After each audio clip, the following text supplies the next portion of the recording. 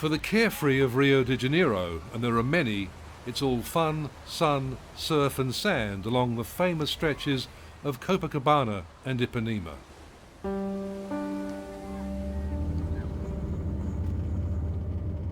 Nelson Marinho also used to enjoy the scenic drive along here, until he lost his son. Now the ocean brings with it waves of sadness. O que eu sinto no momento é que meu filho não morreu. É o que eu posso sentir. Não se materializou por causa da morte do meu filho.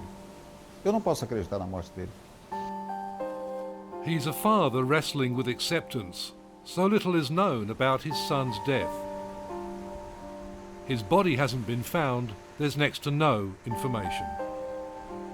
Eu posso acreditar que, como ele tinha experiência em alto mar, posso acreditar até que ele tenha sobrevivido, esteja numa ilha.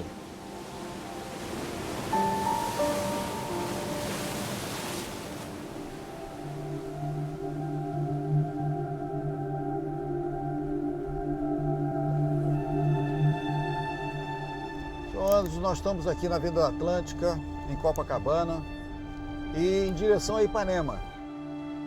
He's taking us to meet many more people just like him. People who lost loved ones to what is an extremely rare event, the crash of a giant international airliner. Esse é meu filho. In this case, one enveloped in mystery, the crash of Air France Flight 447. Here at this gathering in Ipanema, we meet Alexandra Salvador, who lost the man she was going to marry, a Swiss diplomat, Ronald Dreyer. Tomara que no primeiro dia do acidente eu pensei, tomara que passem logo 2 meses, que eu vou estar melhor.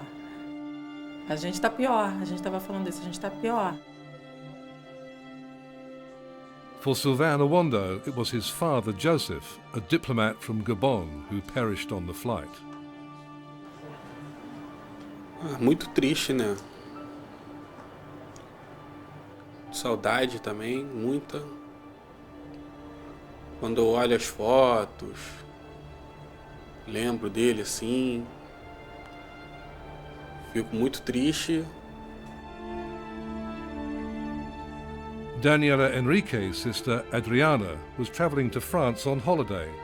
Her death has devastated the family. Chegar em casa também todo dia, nós morávamos juntas, e não ver. Eu chego um dia ela não tá, eu chego outro dia ela não tá, eu chego outro dia ela não tá. Que a gente achava que com o tempo isso fosse melhorando, mas tem sido pior. Porque ela não tá nenhum dia.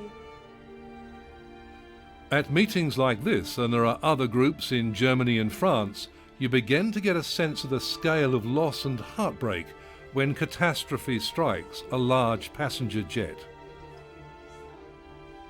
There's also a growing catalogue of questions and increasingly anger and frustration. Nelson Marinho is coordinating this group of Brazilian families and vows he won't rest until he gets answers. Se foi culpa da Air France ou foi culpa do fabricante, a minha briga é com a Air France, porque a Air France tirou vida do meu filho, tirou 228 vidas. E eu estou empenhado nessa luta. Eu só paro depois que eles assumirem ou se eu morrer.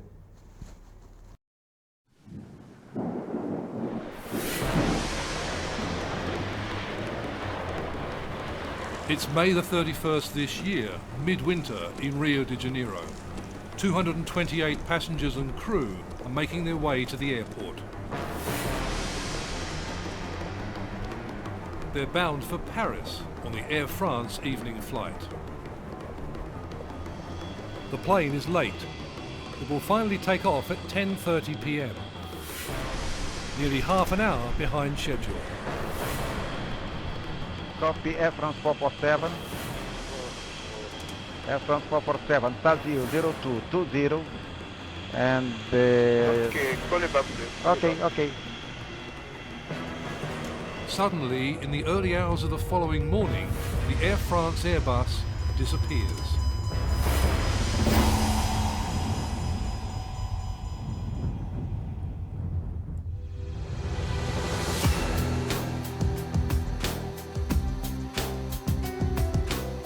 Any notion of a rescue effort quickly gave way to a salvage operation. A few fragments of the plane were found floating on the surface. But where precisely had it come down? And with time ticking on its viability, where was the equipment that may be the only way of finding out what happened? The black box, the all-important flight data and cockpit voice recorder. Without the black boxes, it's going to be difficult to say with any degree of real certainty what the actual chain of events were that led to Air France 447 going down.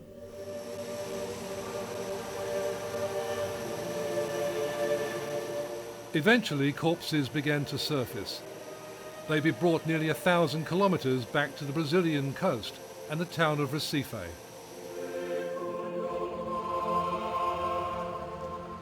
Air France 447 had soared overhead the Recife morgue.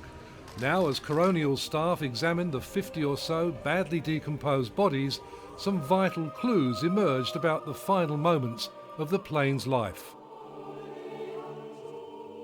Admitimos que alguns estivessem conscientes na hora do impacto e rezando para o seu Deus conseguisse sobreviver àquele grave acidente que é possível até que algumas daquelas vítimas que sofreu um grande impacto que seria suficiente para matá-lo tenha sobrevivido e que tenha até morrido afogado. Dr. Francisco Cimento and his team concluded the injuries sustained by the passengers indicated Air France 447 hit the water as if it were landing. Possivelmente o avião deve ter caído ele em posição normal, sem ser de bico, em decorrência dessas fraturas que aconteceram em quase todos os corpos do fêmur, isto é, o impacto da cadeira no corpo, né, com o mar. Dr. Sarmento's belief that the plane did a belly flop is also supported by fragments of wreckage picked up. They show signs of being flattened. If the plane came down in one piece and only broke up when it hit the ocean, the question is, what brought it down?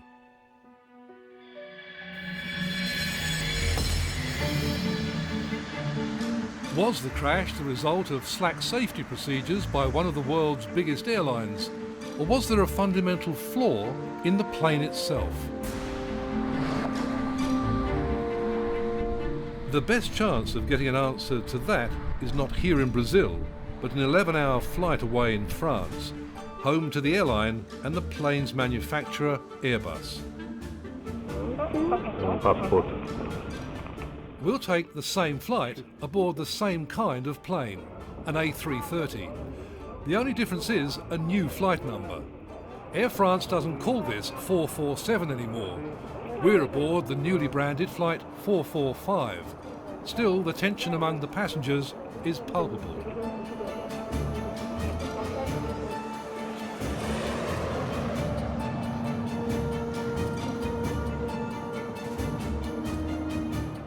It was about now, 3.5 hours into the flight, that Air France 447 suffered a catastrophic failure.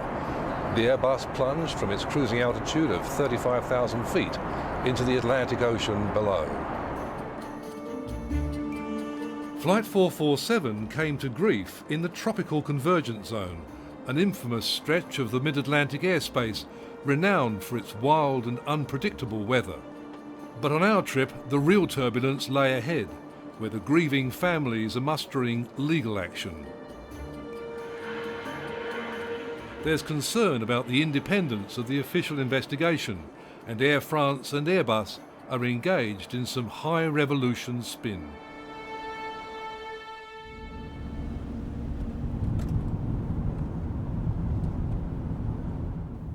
Il y a des familles qui ont perdu 4 membres. Il y a des gens qui ont perdu leurs parents, des jeunes enfants qui ont perdu leurs parents, dont maintenant sont les grands-parents ou les cousins qui doivent s'occuper d'eux. C'est autant de familles qui ont été cassées ce jour-là. Christophe Guillot-Noel lost a brother in the crash and is on his way to meet his legal team. He and other French families are desperate for answers. They've banded together to try to keep the official investigation honest. They're worried about a cosy relationship between Air France, Airbus and the investigators, the Bureau of Inquiry and Analysis. Je n'ai aucune confiance en bureau enquête et analyse. Le BEA est constitué de personnes qui sont nommées par le secrétaire d'État au transport. Donc forcément, il y a la main de l'État sur le bureau d'enquête et analyse. Il y a la main de l'État sur Air France puisqu'il est actionnaire, il y a la main de l'État sur Airbus puisqu'il est actionnaire. In order to best tackle the French government effectively investigating itself, Guillot-Noel's group has drafted in outsiders. Their British legal team has just arrived in Paris by train. I'm an aviation lawyer. I'm head of aviation at Stewart's Law in London. Thank you for coming this afternoon. The lawyers have been working on the case for 4 months, sifting the skerricks of evidence and combing through Airbus and Air France records. They've arrived at an emphatic conclusion. We believe that the Air France 447 tragedy was preventable. It could have been stopped. And the families are going to hold the responsible parties to account wherever they see fit.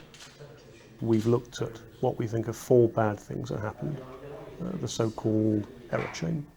We believe that if you take any one of those bad things out of the error chain, the air crash wouldn't have happened. And trying not to use hindsight, we believe that 447 was a preventable accident. Les familles françaises attendent d'avoir des explications du pourquoi cette tragédie est arrivée, et des explications techniques, avec la reconnaissance des responsabilités pour toutes les compagnies qui auront des responsabilités dans ce crash.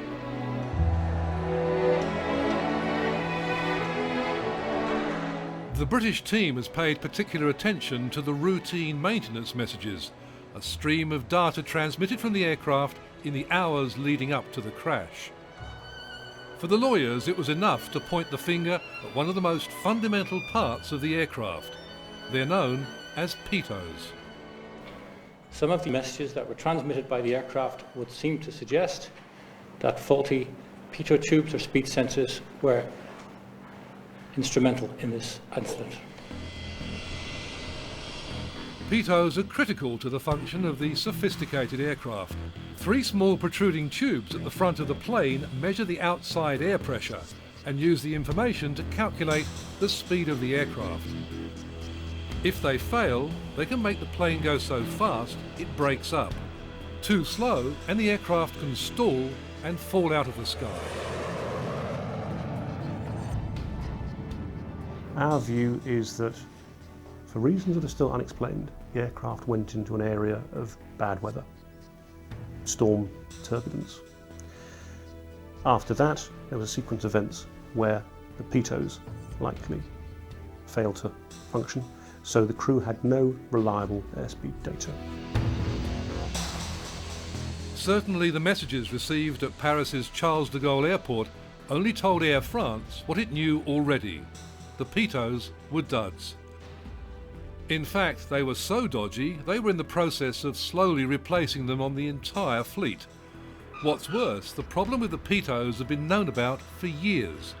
They've been blamed for a number of nearly disastrous accidents.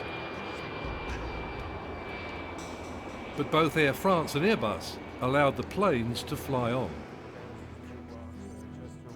We'd like to know, we'd like explanation.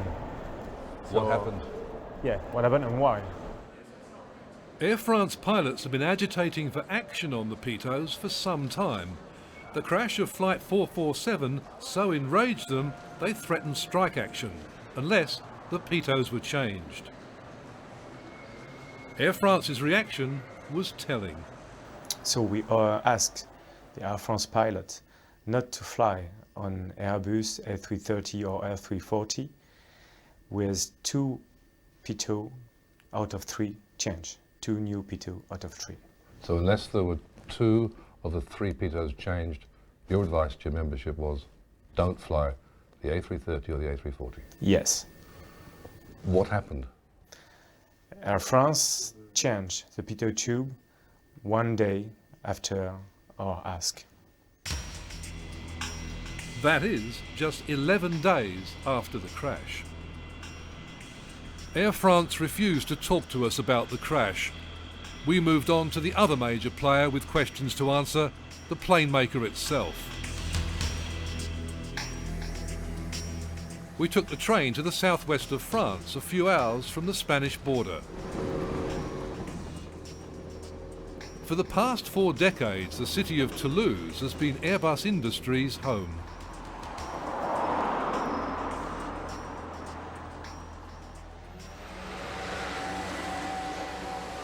So, welcome to one of the largest buildings in Western Europe. For all their size and impressive superstructure, the Airbus, like their Boeing counterparts, rely heavily on computers. They allow the aircraft to fly much higher, saving fuel and making them more profitable. But flying high can cause problems too. And Airbus and Air France knew about their Pitos freezing up at higher altitudes. Pitos are all located around the nose section here. So there's one up there. But it was probably a confluence of problems that conspired to bring down Air France Flight 447. 40 Pitos and weather radar that wasn't able to foretell the intensity of storms in the intertropical convergence zone. So you have weather radar, which is a very, it's an equipment which is fitted on every single airplane. But it doesn't always pick up exactly the problem. It doesn't pick up the ice particles as well as it does the rain, and at that altitude it's much colder. It picks up a lot of information. That's right, isn't it? It picks up a lot of it is right to say that the ice is not picked up as easily as the rain. Is that correct? I believe the ice could not be detected.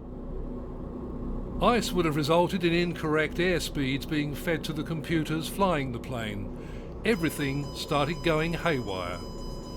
The autopilot became disengaged, throwing control of the aircraft to a pilot who wrestled with contradictory advice. The Air France manual, I understand, says you must respect the stall warning, whereas the Airbus manual says you should ignore it. It makes no comment about it. Does that cause problems for you to have 2 different views of how to handle the problem? Yes. Yes. In fact, 3 months after this accident, such problems still remain. Again, hand flying in turbulence is not something that pilots are unused to doing, you know. But with the pilot and plane overloaded with contradictory or incorrect information, there's another fine line to negotiate. At 35,000 feet, the gap between a plane going too fast and breaking up and going too slow and stalling is wafer thin. At high altitude, there is a gap between over and under speed, which is very small. The aircraft can get caught in what the pilots call coffin corner. The plane can fall out of the sky. If you've got a slow forward airspeed and a high vertical speed, it means you're not in control. The aircraft is descending rapidly, it's not moving forward very fast, and that is all the symptoms of a stalled condition. Of course, so much speculation would be either supported or extinguished by the information on the flight data recorder.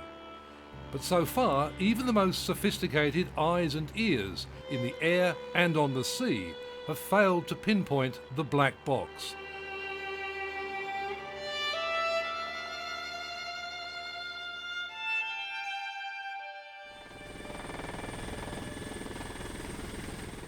what did Air France give those pilots to handle the situation that they were faced with. James Healy-Pratt, for one, would prefer to be dealing with hard facts and detailed information, rather than circumstantial evidence. The aviation lawyer and aviation safety specialist is among a growing band urging a better way. It's highly desirable that data is streamed live from the aircraft to the maintenance base. It is absurd that air safety depends on black boxes, which sometimes cannot be recovered, or if they are recovered, then the data cannot be properly transcribed because the boxes are damaged beyond analysis. And that's happened in many aircraft crashes we've been involved in. But again, like the pitos at $90,000 a pop, it's all about money for cost-conscious airlines. Ditching the black box for back-to-base data streaming is an expensive exercise. There was one estimate that suggested that it would cost an airline $300 million a year to stream that data live for an average fleet for a national flag carrier, which of course is very expensive. So there should be, I hope, a way in the next 5 years of having live data streaming at an affordable price, which will then enhance air safety, so we don't have this heart-searching operation to try and find black boxes when sometimes it's not possible. Better information would also remove concerns the families hold about a possible cover-up. So far, an interim report by French investigators shows their concerns are well-founded. La seule conclusion qu'il a dit, c'est l'avion ne s'est pas détruit en vol. Ça signifie il n'y a pas eu d'attentat. Très bien, mais c'est tout ce qu'il a dit. Il n'a jamais voulu reconnaître que les sondes pitot étaient la cause de l'accident.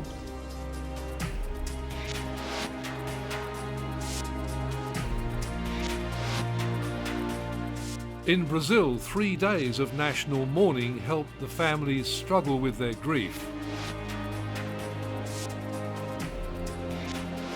But they still want answers from those who have much to answer for.